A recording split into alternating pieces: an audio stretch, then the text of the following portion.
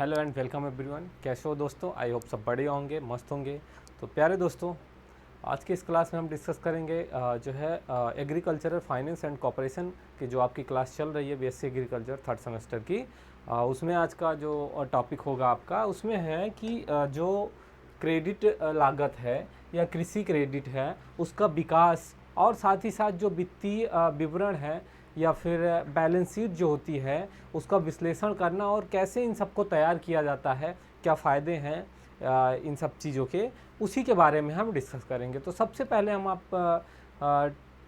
इस टॉपिक जैसे कि क्रेडिट लागत, ठीक है, क्रेडिट की लागत, कॉस्ट ऑफ क्रेडिट, ये क्या है इसको समझने का प्रयास करेंगे। देखिए, क्रेडिट की लागत यानी कॉस्ट ऑफ क्रेडिट ये क्या है। तो क्रेडिट जो है, क्रेडिट लागत वह राशि है जो एक उधारकर्ता को उधार दिए गए धन के लिए चुकानी पड़ती है। ठीक है, क्रेडिट लागत का मतलब होता है कि क्रेडिट लागत वह राशि जो किसी उधारकर्ता को उधार के लिए जो धन दिया गया है उसके लिए चुकानी पड़ती है, उसे क्रेडिट लागत कहते हैं। जो मूल राशि से अधिक होती है, क्या होता है, जो मूल राशि होती है उससे कुछ अधिक होती है और इसमें कई घटक भी शामिल होते हैं, तब जाके ये क्रेडिट लागत जो होती है उधारकर्ताओं को उधार देने के लिए, धन के लिए वह चुकाना पड़ता है। जैसे कि ब्याज हो गया सबसे पहला पॉइंट इसमें, इंटरेस्ट, इसको क्या कहते हैं, ब्याज या इंटरेस्ट कहते हैं। यह क्या होता है, तो उधारकर्ता द्वारा या फिर उधारकर्ताओं को उनके पैसे के उपयोग के लिए भुगतान की जाने वाली मुख्य राशि है। ब्याज क्या है, तो जैसे मान लीजिए किसी व्यक्ति को पैसे की ज़रूरत है, तो अपनी पैसे की ज़रूरत मतलब आप किसी से पैसा लेते हैं तो वह, जैसे बैंक से आपने पैसा लिया तो बैंक जो है आपको पैसा देती है, लेकिन आपसे जो है ब्याज यानी कि इंटरेस्ट भी लेती है। उसका मतलब यह है कि जो है उसने आपको पैसा दिया है तो उस पैसे के बदले जो है वह इंटरेस्ट के रूप में मुख्य राशि जो है लेगा। ठीक है, इंटरेस्ट के रूप में लेगा। अब यह इंटरेस्ट या ब्याज दर जो होती है वो अलग अलग ऋणों के लिए अलग अलग जो है आधार पर होती हैं, उधारकर्ताओं के लिए भिन्न भिन्न होती हैं। ठीक है, जैसे व्यक्तिगत ऋण के लिए लगभग 11% में से और 24, और कृषि ऋण के लिए 7% से शुरू है। ठीक है, तो ये अलग अलग होती हैं, व्यक्तिगत के लिए 10%, 24% और कृषि ऋण के लिए 7% के आसपास से जो है यह इंटरेस्ट दर शुरू होती है बैंकों से। बात करें शुल्क या फीस की, तो यह जो है विभिन्न और अनिवार्य शुल्क होते हैं। यह जो शुल्क होते हैं कुछ अलग अलग शुल्क होते हैं जो अनिवार्य होते हैं, जिनको देना होता है आपको लोन लेने से पहले। तो ऋण प्रसंस्करण शुल्क, लोन प्रोसेसिंग फीस, ये क्या होता है, जैसे कि आपने आपको लोन का अप्रूवल कराना है, ठीक है, तो उसके लिए आवेदन को संशोधित करने के लिए जाने वाला शुल्क। जैसे मान लीजिए आपको 6,500 प्लस जीएसटी, ठीक है, जो जीएसटी और उसके साथ साथ जो संसाधित शुल्क होता है वो लिया जाता है ऋण, जैसे कि लेट पेमेंट शुल्क हो गया। तो यह क्या होता है, अगर आप मान लीजिए जो आपकी ईएमआई है लोन लेने के बाद आपने 12 महीने की जैसे ईएमआई की, ठीक है, तो उस ईएमआई के लिए आप हर महीने आपको देना होगा, मान लीजिए 3,000 रुपये पर मंथ आपकी ईएमआई है। मान लीजिए किसी कारणवश आपने किसी महीने में ईएमआई ना चुका पाया, ठीक है, तो फिर क्या होता है, उस ईएमआई पे लेट पेमेंट शुल्क भुगतान करना पड़ता है। जैसे कि मान लीजिए 1.5% या फिर 18% प्रतिवर्ष के हिसाब से यह जो लेट पेमेंट फीस लगती है। समय से पहले बंद करने का शुल्क, मान लीजिए आपने 2 साल या 3 साल का लोन कराया, ठीक है, मान लीजिए 36 महीने का कराया, ठीक, आपने 36 मंथ का कराया, लेकिन आपको जो है पैसे की अगर जो है आवश्यकता आपकी पूरी हो गई, आपके पास पैसा है, तो उसमें क्या करेंगे कि आप जो है इसको पैसा तुरंत जो है पैसे चुका के समय से पहले ही, 36 महीने से पहले ही सारे पैसे चुकाने के लिए भी आपको ईएमआई पर मूल बकाया का 4% जो है जीएसटी के रूप में देना पड़ता है।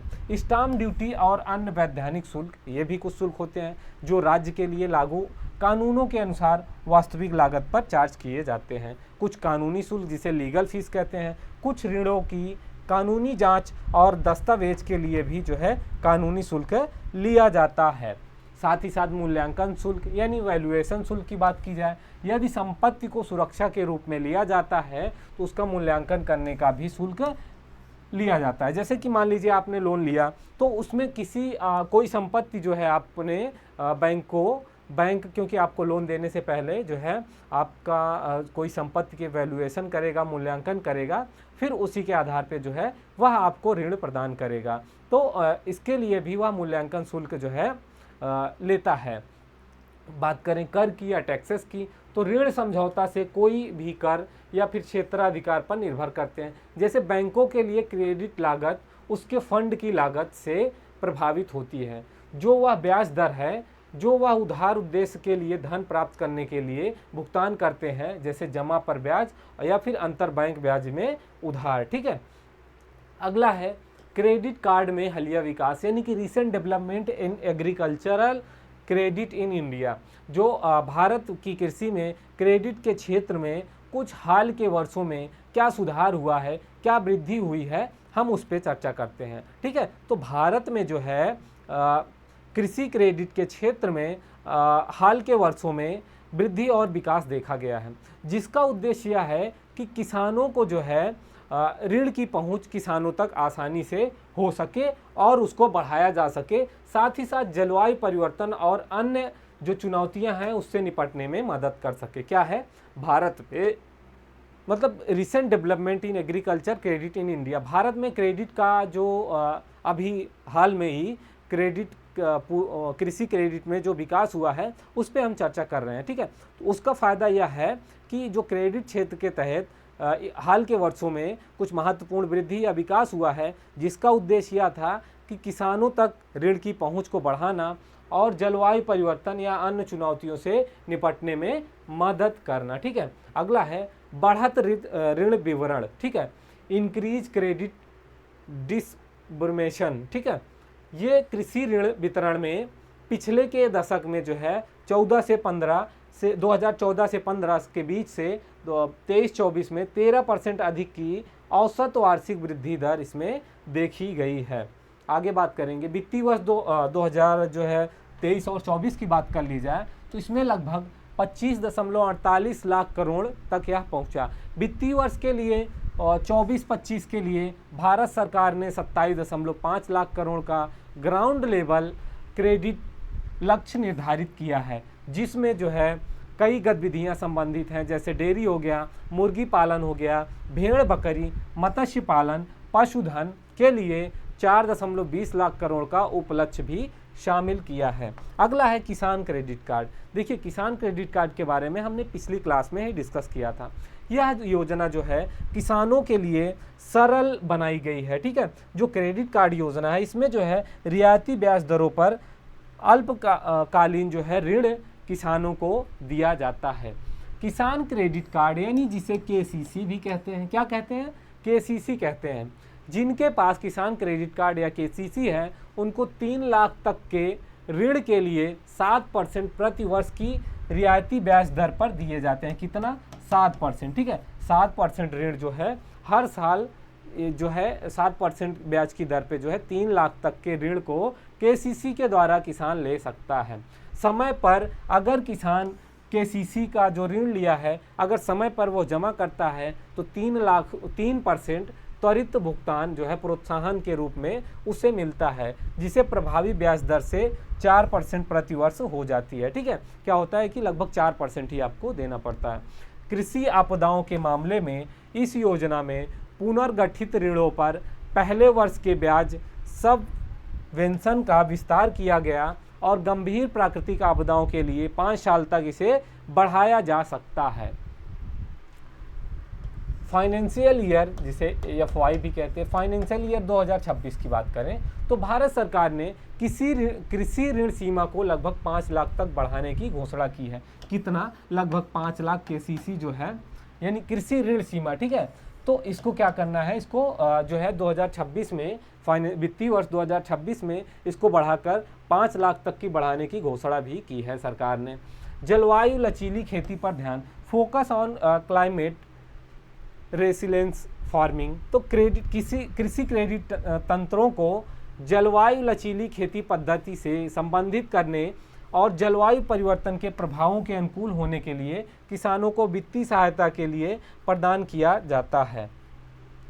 कुछ है अपौर्चिक ऋण का बढ़ता अपौचिकीकरण, ठीक है। नाबार्ड जैसी संस्था, देखिए कृषि में नाबार्ड एक बड़ी संस्था है जो कृषि कार्य को बढ़ावा देने के लिए, लोन देने के लिए, ऋण देने के लिए किसानों को जो है, और उनको अच्छी अच्छी खेती की नई तकनीकियों को बताने के लिए जो काम करता है। नाबार्ड जैसी संस्था ग्रामीण ऋण संरचना के बढ़ते अपौचिकीकरण पर काम कर रही है, जिससे अनौपचारिक क्षेत्रों का हिस्सा कम हो रहा है, और नाबार्ड की रायदारी यानी किसानों और क्षेत्रीय असंतुलन को दूर करने के लिए भी यह काम कर रही है। कृषि अवसंरचना कोष, एग्रीकल्चरल इंफ्रास्ट्रक्चर फंड, ठीक है, ये क्या है, 2020 में इससे शुरू किया गया था।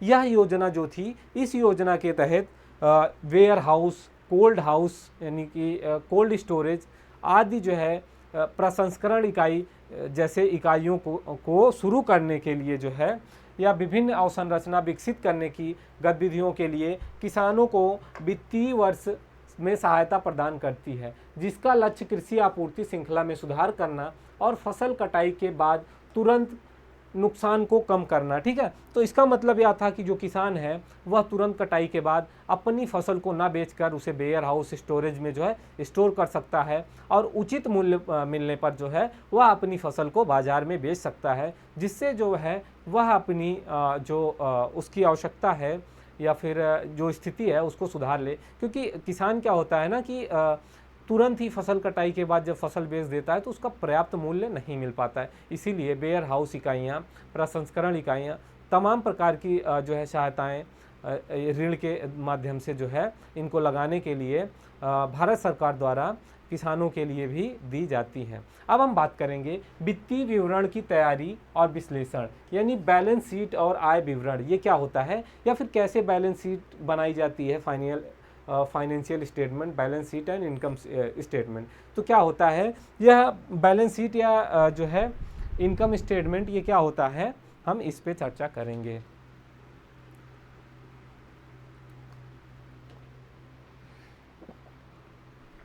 देखिए, वित्तीय विवरण किसी कंपनी के वित्तीय स्वास्थ्य और प्रदर्शन की जानकारी प्रदान करते हैं।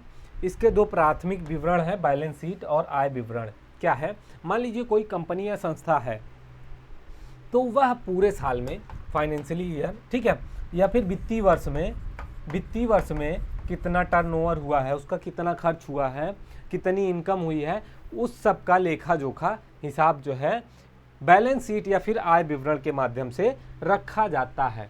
अब हम समझेंगे कि बैलेंस शीट क्या होता है। यह जो है किसी भी कंपनी का एक बहुत महत्वपूर्ण हिस्सा होता है। बैलेंस शीट एक निर्धारित विशिष्ट तिथि पर किसी कंपनी की वित्तीय स्थिति का स्नैपशॉट है। यह लेखांकन समीकरण का पालन करता है, जैसे कि संपत्ति, देनदारी या फिर इक्वालिटी।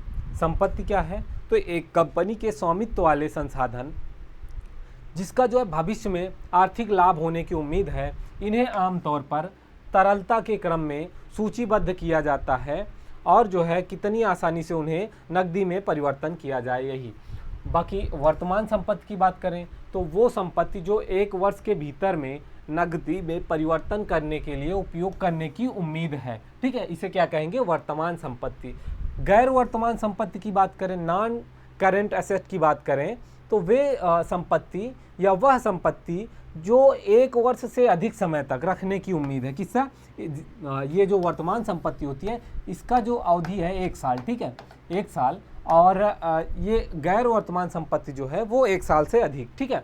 देनदारियां, लायबिलिटीज़, ये क्या है, भविष्य में आर्थिक लाभों के त्याग से उत्पन्न होने वाले वर्तमान दायित्व को लायबिलिटीज़ कहते हैं। वर्तमान देनदारी, करेंट लायबिलिटीज़, वे देनदारियां जो 1 वर्ष के भीतर चुकाने की उम्मीद होती है, जैसे देय खाता या अल्पकालिक ऋण जो होता है। गैर वर्तमान देनदारियां, वे देनदारियां जिनको 1 वर्ष से अधिक समय के बाद चुकाने की उम्मीद है, ठीक है। अब बात करें इक्विटी की, तो मालिकों के लिए अवशिष्ट दावा जो संपत्ति माइनस देनदारियों के बराबर है, इसमें शेयर पूंजी, प्रतिधारित आय शामिल है। अब बात करें बैलेंस शीट तैयार करना, कैसे बैलेंस शीट तैयार की जाती है। तो देखिए, पहले तो उसमें दिनांक का निर्धारण किया जाता है, बैलेंस शीट के लिए एक विशिष्ट तिथि तैयार की जाती है और उसके बाद उसमें संपत्ति को सूचीबद्ध किया जाता है। वर्तमान में संपत्ति से शुरू करें, फिर गैर वर्तमान संपत्ति को उसमें जोड़ा जाता है। देनदारियों को सूचीबद्ध किया जाता है कि वर्तमान में कितनी देनदारियां शुरू की गई हैं, फिर गैर वर्तमान में देनदारियों को जोड़ा जाता है। इक्वलिटी सूचीबद्ध करें, मालिकों की जो मालिक है उसकी इक्वलिटी के घटक को जोड़ते हैं। सत्यापन करें, सुनिश्चित करें कि कुल संपत्ति कुल देनदारियों और इक्वलिटी के बराबर है।